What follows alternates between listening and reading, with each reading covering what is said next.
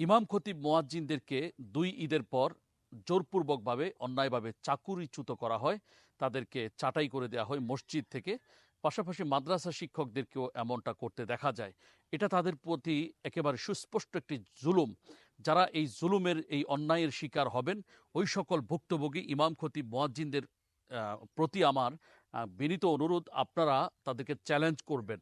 অন্যায়ভাবে জোরপূর্বকভাবে খুঁটিনাটি বিষয়ে যদি আপনাদেরকে মসজিদ থেকে ছাঁটাই করে দেওয়া হয়, তখন আপনারা দেখবেন যে মুসল্লিরা আপনাদেরকে চায় কিনা। যদি মুসল্লিদের সমর্থন আপনাদের দিকে থাকে, তাহলে অবশ্যই আপনারা ওই কমিটিকে চ্যালেঞ্জ করবেন। যদি আপনারা তাদের সাথে চ্যালেঞ্জে যেতে না পারেন, পারিপার্শ্বিক কোনো পেশি শক্তির জোর আপনাদের প্রতি খাটায়, তখন আপনারা অবশ্যই খতিবদের জাতীয় স্বেচ্ছাসেবী সংগঠন শান সাহাবা জাতীয় খতিব ফাউন্ডেশনের নিকটতম শাখাকে আপনারা জানাবেন।